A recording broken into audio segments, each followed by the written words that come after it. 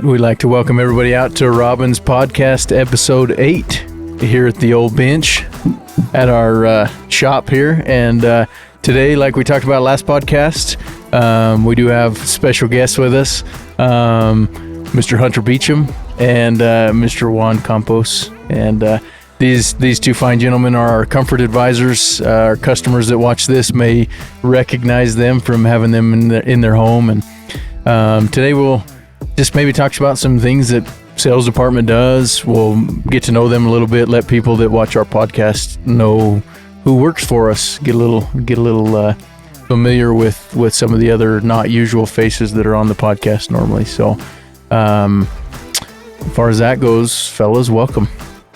Thank you. Appreciate it. Estoy muy feliz de estar aquí, de verdad. Muy feliz de estar aquí. Me encanta trabajar por esta compañía. You can speak Spanish? Oh, sure. I'm sorry. I didn't even know that. We learn something new every day. That's right. There you go. So why don't we start out? We'll have each of you tell us a little bit about yourselves and where you grew up, how you grew up, what things you enjoyed doing, that kind of stuff. Let people get to know you a little bit. So Hunter, you want to go first? Yeah, man. So I was born in Weatherford, Texas. Moved here when I was about 4th grade.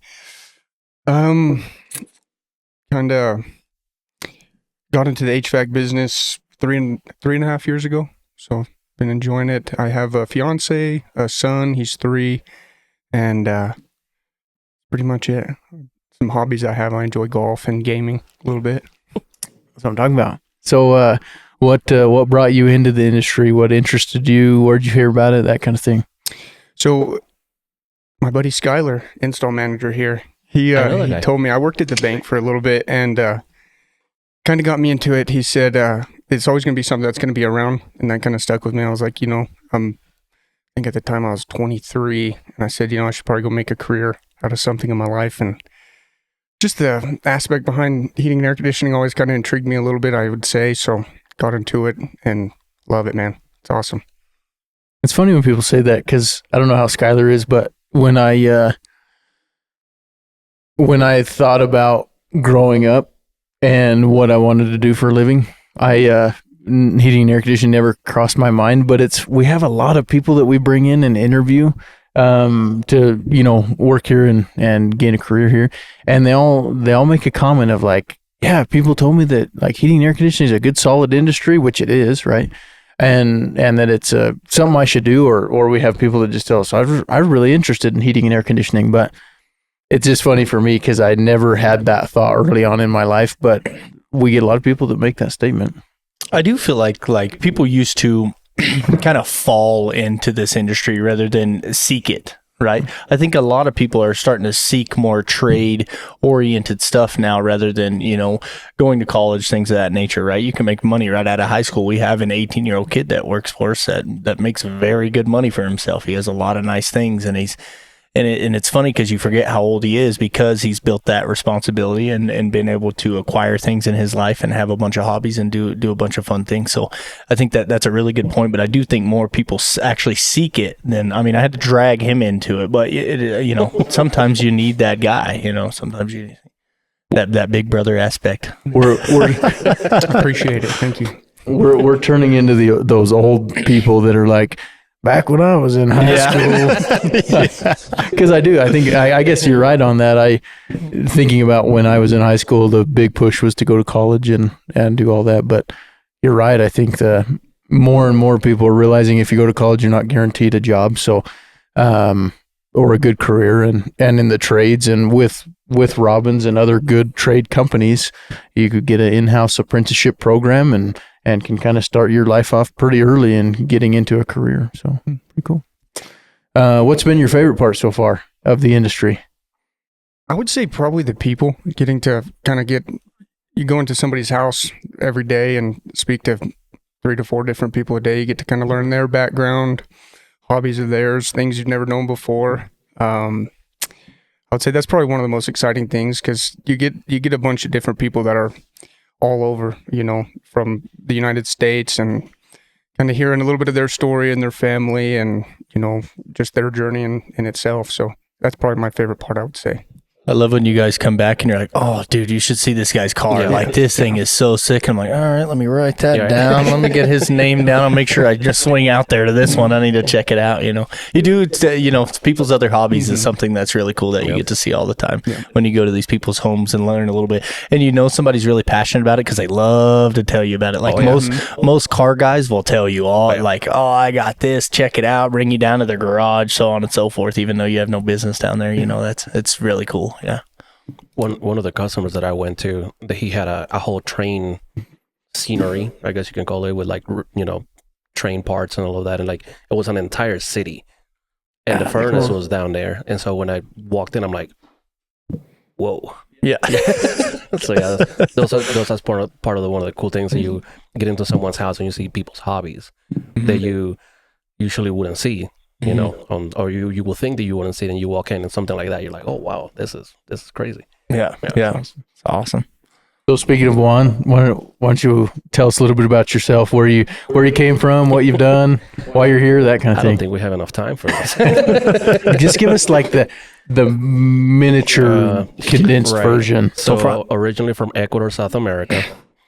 My parents asked for coming to the U.S. back in 1990. And it wasn't until 2003 when we finally came to the United States. Lived in New York, New Jersey, Washington State, North Idaho, and now down here. All my background's always been construction, metal fabrication. Prior to coming here, I was driving trucks. And same like everybody else that has been saying it kind of just fell into HVAC. It's always, like you said, right? There's something that's always in the back of your mind. It is an industry that is always going to be here. But how do you proceed into getting into something like this, right? And it was awesome to get in here because we have people that don't know absolutely anything about this business and this industry, and you can learn everything. It's pretty awesome. I hope that narrowed it in a little bit. I love it. If you watched the last podcast, I talked a little bit about.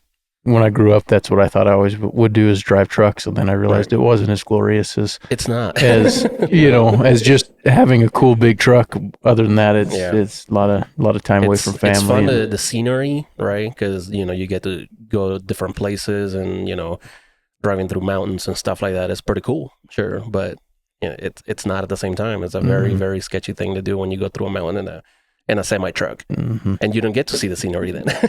You're just driving, paying attention to the road. So. On a snowy day, I'm sure that's not super fun. No, it's not. No, and it's not super fun in the dry either. That's not cool. What interested you in the industry and brought you kind of in, and I guess just in general, because Robbins has been the first place you've worked as far as the HVAC industry goes. So what attracted you to Robbins and the HVAC industry? I think it was mostly the metal fabrication that I did. I used to work for a company that did laser cutting. And we did a lot of laser cutting for HVAC companies in the area that I used to work in Washington. So I knew that that's what we were doing it for. And then I know, okay, this is pretty cool. It looks like something that I would love to do. And then when we came here, learned about Robbins, and I had the opportunity to apply, I said, oh, this is going to be awesome. So that's why I wanted to be in this industry due to that. Used to doing the laser cutting and I know that we don't do any laser cutting here, but we do a lot of our metal fabrication ourselves. So I just kind of fell into that. Cool. That's awesome.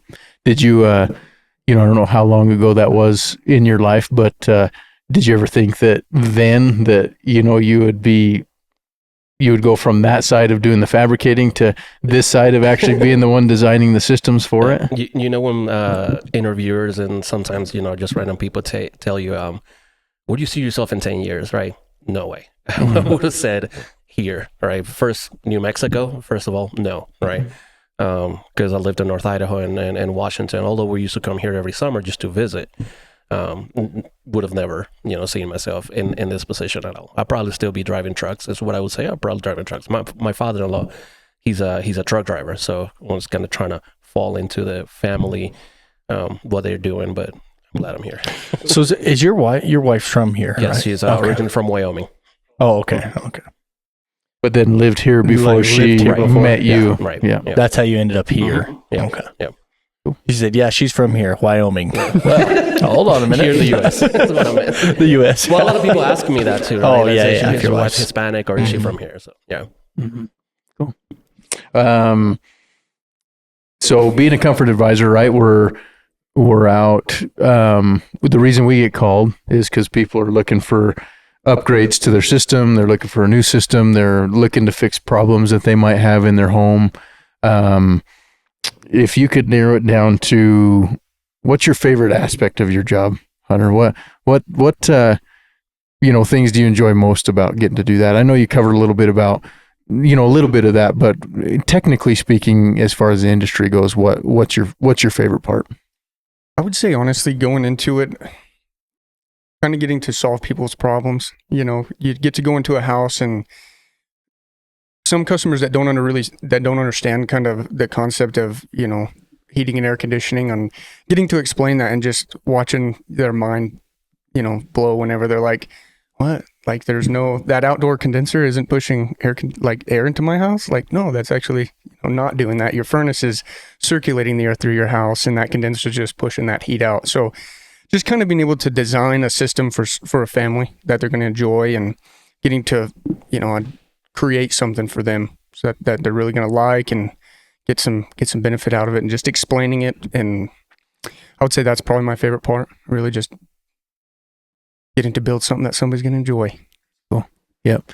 Well, for people that might be watching this podcast that are interested in getting into the industry, one, for you, you're more than just over a year into the industry. What's been the most challenging part for you? It is physically demanding. I know that despite what some people may think, right? It's not just, we just put a furnace in here, put a condenser out here, and that's it.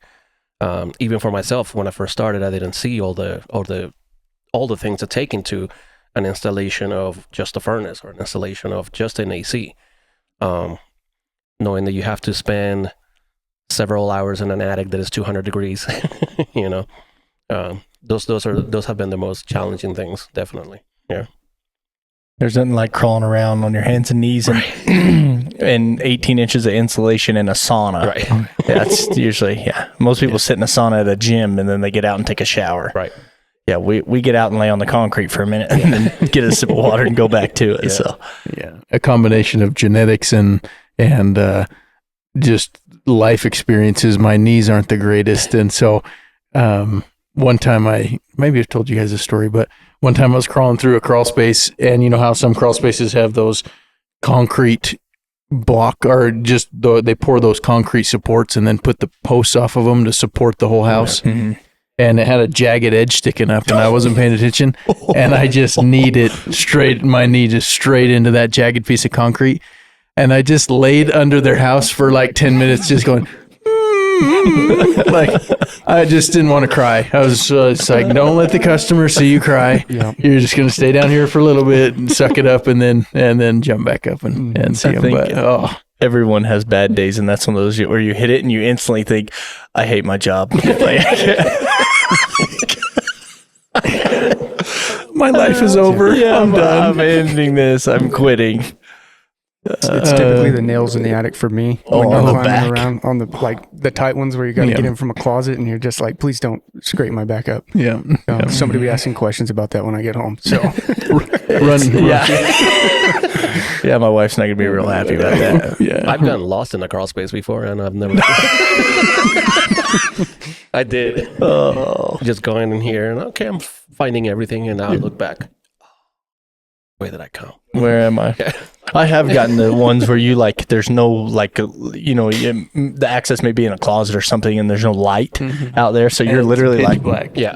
And you crawl 5 feet, and you just keep looking up because you got to look trying to find it. It's funny. I always just tell customers, it's always interesting because you have some strange person. We try to be very professional and all of that, but you still have a person in your house that you're not familiar with, and for what we do, it's pretty invasive. We're kind of in every room. Yeah. We're in their crawl space, and just we try to break the ice and not make it as least awkward as possible, right? But I'll usually tell people as I'm getting in their crawl space, I'll just say, hey, if I'm not back in about 15 minutes, just throw some food and water down and I'll be fine. Just close up the access. So, because it's just, it's always, and we get that comment a lot from people like, you can be all right down there. You all right? Oh yeah, I've been in a lot of them, but it's still just nerve wracking watching this man that's in your home that's, you don't know, just crawl into the dark of your crawl space. Like, I hope all goes well down there. Good luck. Yeah. I love it. Like the especially like the women most of the time, they're like,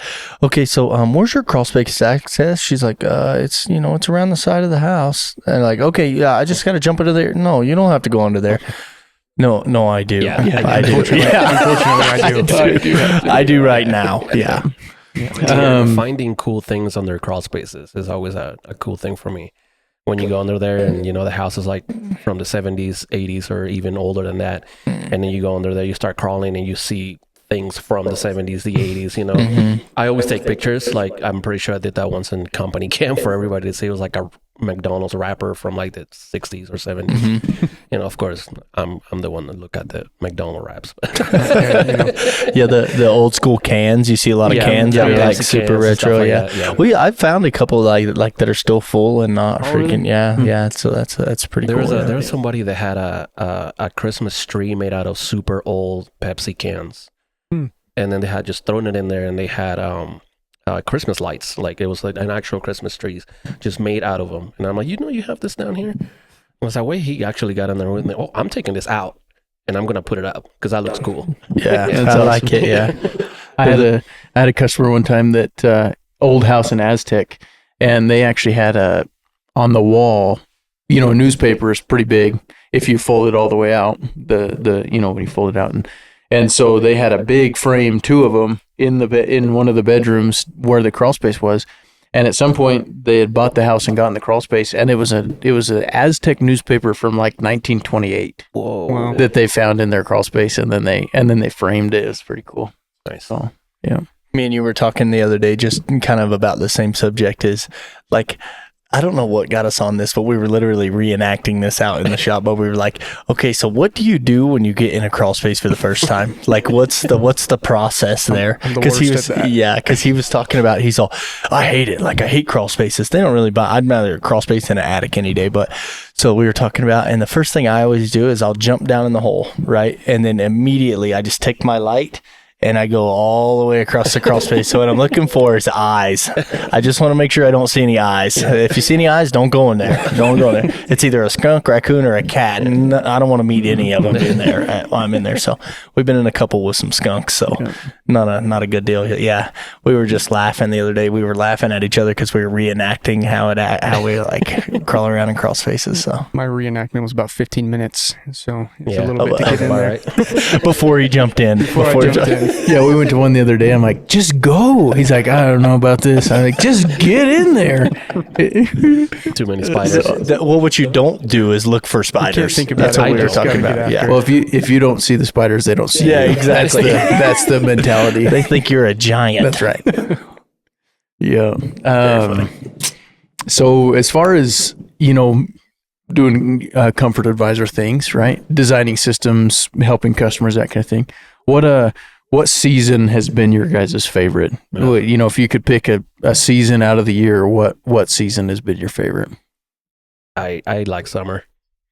I do. This is your second summer, right? This is going to be my second summer, but it was very interesting.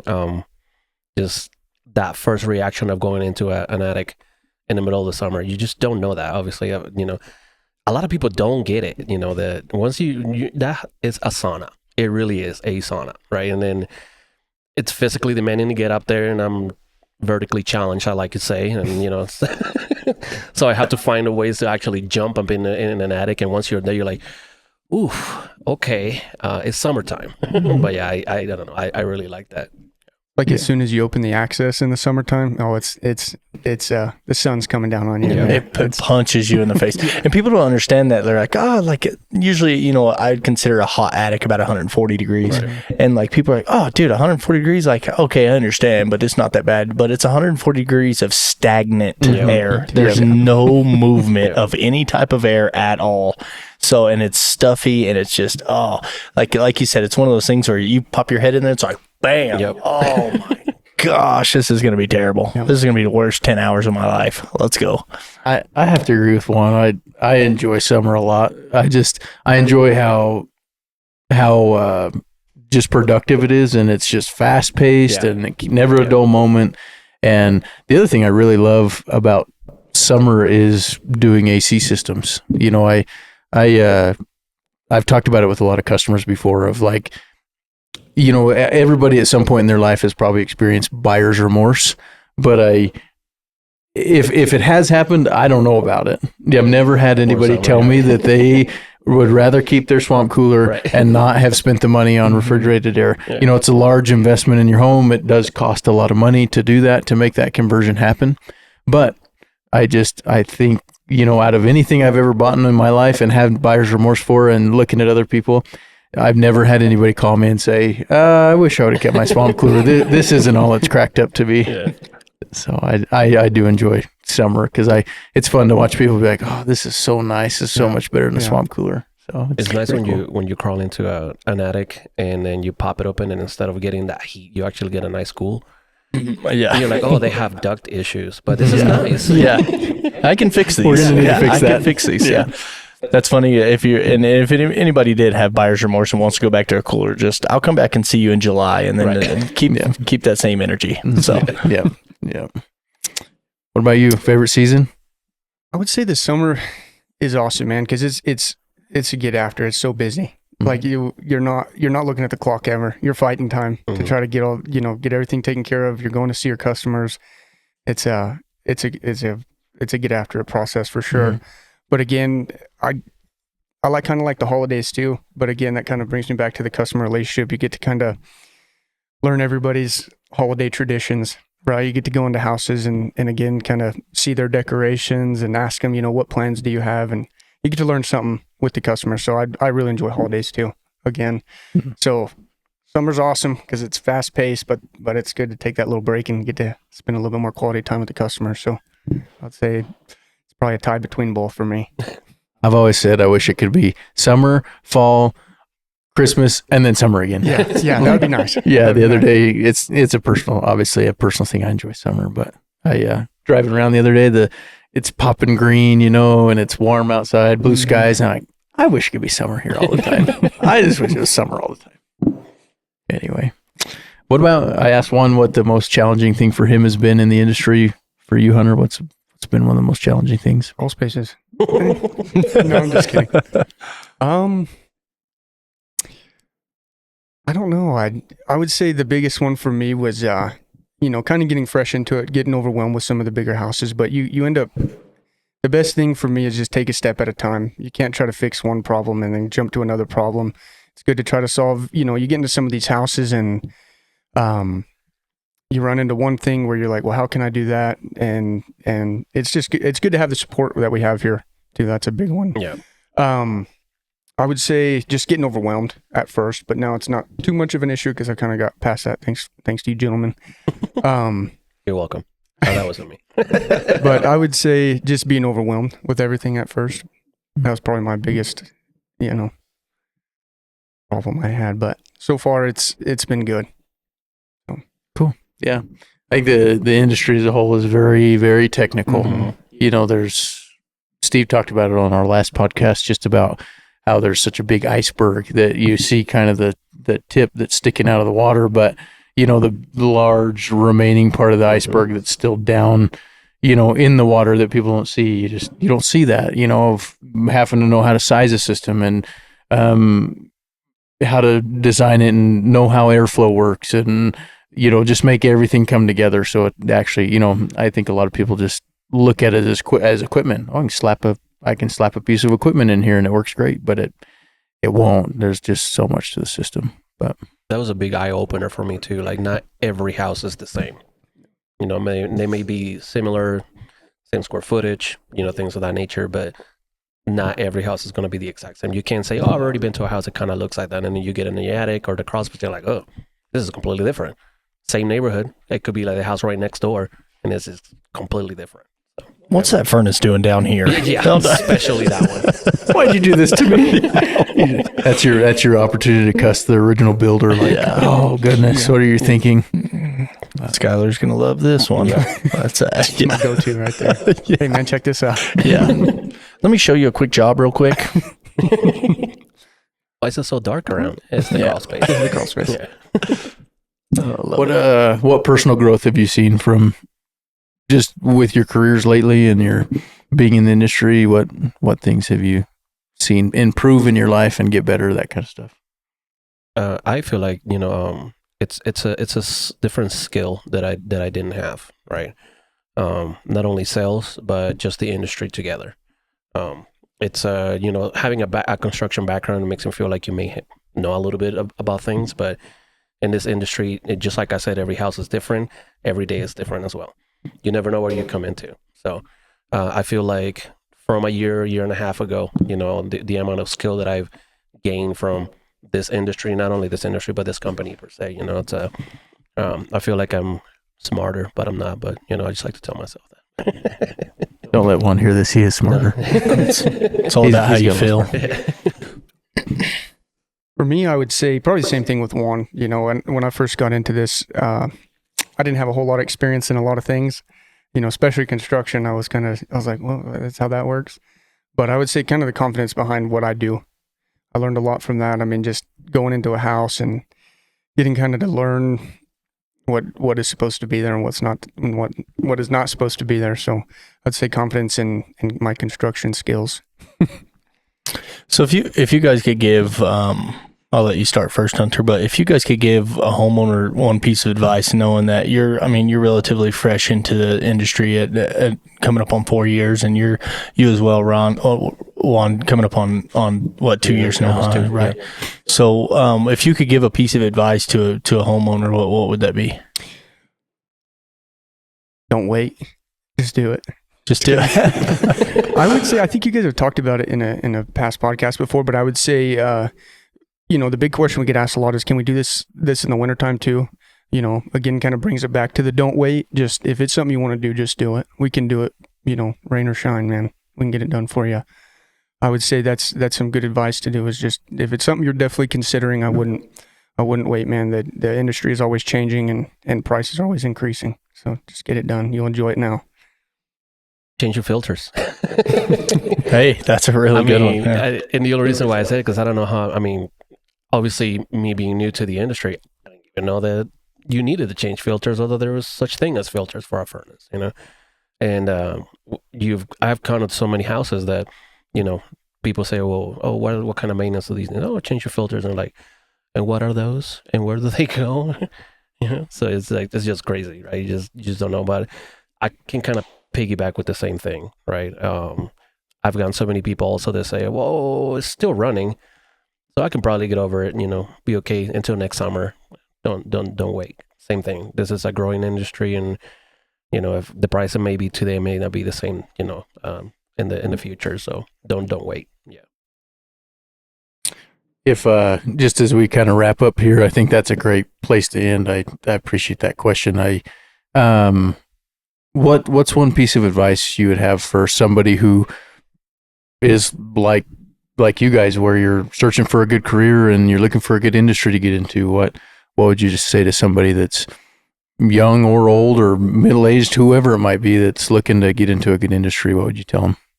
Don't overwhelm yourself, man. It all comes with time. You're going to talk to people who've been doing things, whether it's heating and air conditioning, plumbing, electrical work. Been doing it a long time. Don't jump in it and think you're going to know everything, and don't overpsych yourself out. Just give it time and everything falls into place, man. Just pay attention and learn the most you can, and just don't get overwhelmed. It'll all come in time. Don't want to sound cliche with it, just do it, but just do it. It's one of the phrases that always has stuck with me that you said to me is,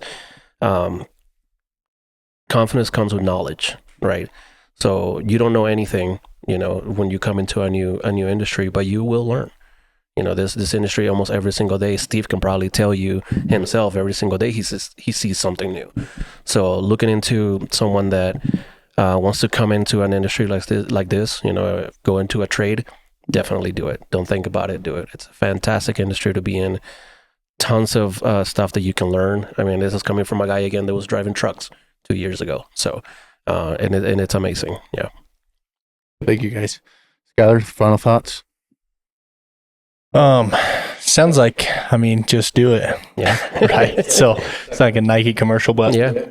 All in all, man, we really appreciate you guys coming on, and two, man, as far as I could speak for the full install department, sometimes we get a little ways crossed and we kind of, some stuff goes bad, and whether it's on our part or you guys' part, but at the end of the day, we need you guys and we really appreciate you. So if I can speak for everyone else in the company, I just want to say I appreciate both of you very much, along with Richard too, right? And Richard from a management standpoint, but you guys for what you do on a daily basis. It really helps out the community. All the work you put in, the home shows, the fairs, all that stuff, and going the extra mile, and you guys doing what you do on a daily basis is just, it's awesome. And you guys, the physical part isn't there, but you guys feel more pressure than just about anybody outside of management and the entire company. So it's pretty awesome what you do, and I don't think you guys get enough gratitude for that. So thank you. Appreciate it. Yeah, I'll just piggyback off of that as far as, publicly.